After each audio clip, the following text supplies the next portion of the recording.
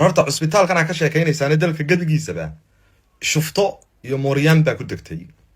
cusbitaalka dawooyinkiisa waxa qandaraaska gacanta ku haysta oo la siiyey Maxamuud Ciro oo ninka doctorka ilkaha Burcaya Hargeysaba ku leh cigaal dental la yiraahdo ayaa dawooyinka gabigiisaba lagu wareejiyay. halka adeega kale cusbitaalada sida bandage-ka, syringe-ka iyo amuraha kale oo dhan iyo adeega kale u baahdo ilaa cunto karinta ilaa farsamada kalena ay gacanta ku hayaan marwada madaxweynaha inankeeda iyo Xasan Ogaal saddexdaasi ay ka wada shaqeeyaan. mashruuca ka ganacsiga macdarrada iyo gawaadhida iyo karaynta waxay iska leh walaashi madaxweynaha walaashi oo loo yaqaano Ifraax Ciro oo walaala yihiin. waxay leedahay macdarro aad u fara badan. waxay ka kiraysaa madaxweynaha gawaadhida dabayaaca ee fiidada iyo languruusalada ah oo $5,000 loogu dhufto calaa gaari safar walba soo soco madaxweynaha iyo madaxweyne ku-xigeenka. waxay sidoo kale soo dejisaa gawaadhi bilaa cashuura oo dekada koona uga baxa oo iyagana laga iibiyo gudaha iyo deegaanada ismaamulka Soomaalida oo waxa weeye suuqii ka saarayo macradadii kale ee iyagu 5,000 cashuura ka shubay gaarigooda. gawaadhideedana horaa markaa iyadana loo iibsadaa. madaxweynaha oo walaalkeedna wuxuu ka kiraystaa walaashi gawaadhida macrada fara badan oo dad fara badan lagu qoray. halkaana qoysku way ka laba ganacsadaan. roodhida ciidanka oo dhan waxa qandaraaska iska leh Roode Gaabush oo inaadeertii Ruma. halka dawarlaha qaranka oo waaraadka ciidanka militariga ee la keenayo uu leeyahay Cabdi Gaabush ahna madaxa gaadiidka madaxtooyada ahna darawalkiisii. kabaha ciidanka qaranka jamhuuriyadda Soomaaliland waxa iska leh Maxamed Ciro oo inankiisa 28 jirka ee curad. halka madaxweynuhuna si toos ah isagu u leeyahay Premium Bank lacagta e-fiisaha oo divided by 2 loo qaybiyo federaalka iyo Cabdiraxmaan Ciro. samaynta passport Soomaaliga waxa iska leh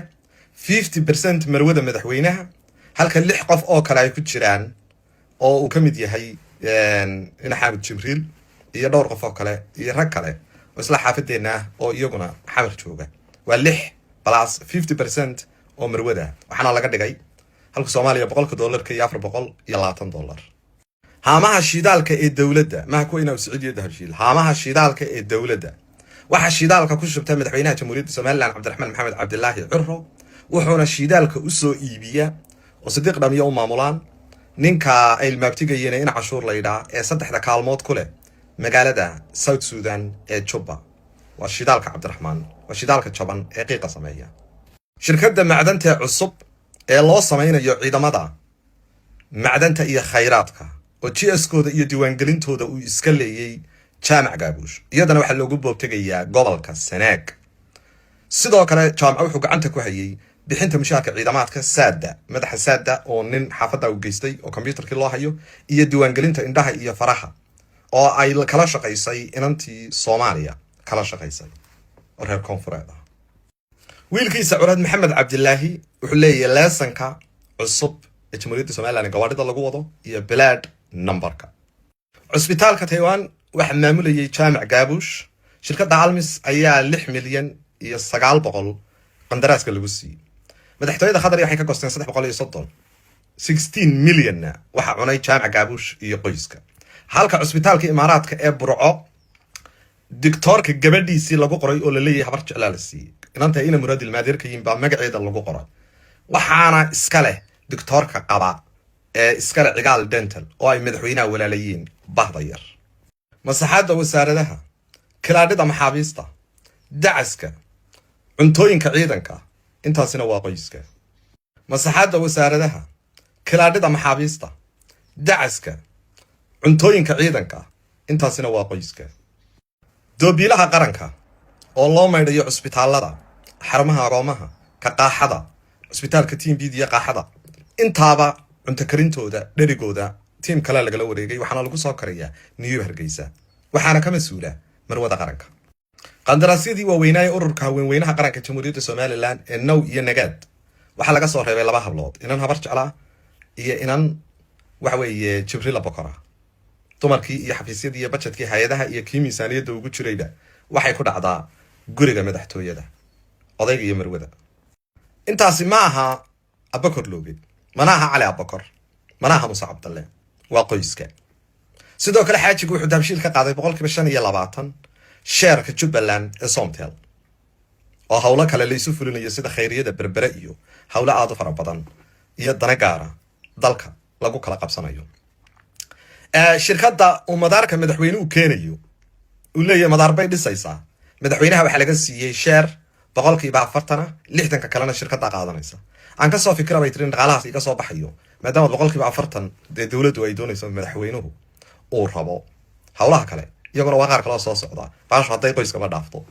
haddaynu hore uga yara soconno gaabushiyada iyo qoyskiisa iyo cigaalada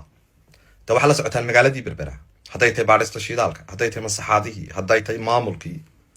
hadday tahay iskaashatadii xamaalka oo xaafadu ay ku haysato intaas waa bakor looganimadii oo gabiga magaalada berberaba iyadoo lala wareegay dekadii maanta u dambeysay wuxuu muran ka taagay oo laga yaabay inay brit hore hadlaan shirkadii akram ee dadka shaqaalaha basaska kaga soo qaadaysay dekada ayay dul taagan yihiin qoysku oo ay rabaan xasan ogaal iyo caylada madaxweynuhu xasan ogaal waa wakiil cabdiraxmaan iyo marwadiisa ayuu wakiil uga yahay hawlaha la furinayo waxaa arkaysaan iskaashatadii magaalada berbera masaxaad iyo meel la reebay oo la deynaya ma jirto waxna la runtii dalaga maba xishoodo dherig yar ay islaanta cisbitaalka ku karinaysay waa TV-ga u soo fadhiday marka taariikhda maba inaan arag tii qoyska marka wixii cigaal iyo gaabishiyada dhaafsiisan iyadoo faahfaahsan baan dabcan idiin soo wadi doonaa oo aad u faahfaahsan ta qoyskana intii ka dhiman waan idinku soo kabaya oo baaritaan dee aad la isaga hubiyey baanu mar walba dee soo gudbinaa sidii looga bartay idaacadda radio alcadaala qabyaalada iyadu darajadaasay gaadhay from go'da yar to gaashaanla sare waa wax aan jamhuuriyadda somaliland hore uga dhicin qabyaaladana odayga u aabaa intii gurigiisa joogtay ciidan ahayd buu kalaabtiriyo saraakiishiisii guryaha lagu qoraa ciyaalkii muuse cabdalle haddii immigration to guriga cabdishakuur guriga xasan ogaal guriga jaamac gaabush ayaa lagu qoraa ciyaaladii iyadoo ciidagalihi iyo saxaaqii iyo habaryonistii kale dibadda loo dareerinayo ayaa saraakiishii iyo shaqaalihii muuse cabdalle si toosa oo bareera runtii loo qaadanaya somalilanta kalena iyada hadalkeeda bay iskaba daaba marka de isagaa bilaabay waa ninka walaalkii darawal ka dhigtay ee madaxa gaadiidka jamhuuriyadda somaliland weeye kii kalena amuraha dibadda ku qoray qandaraasadii qarankana la wada qaadanayo axmed siiraanyo nin araba darawal u ahaa muuse biixi nin habar washa shisha ayaa waxa weeye reer afkaab la yidhaahdaa darawal u ahaa daahir yaala isaaq baa u ahaa xaaji maxamed ibraahim cigaal reer samatar baa darawal u ahaa isagay ka bilaabantaa baashu qabyaaladu qoysnimada iyo qabyaalada iyo qashaafiirka ummadda la kala gura cabdiraxmaan gurigiisa ay ka bilaabantaa isagaana u aabba sababtaasaa keentay in shufto isu qoysa iyo in qaraabi qarannimadii jamhuuriyadda somaliland ay halkaa la marayso waryaan la idin dabargoyn qabiil dowlad noqon waaye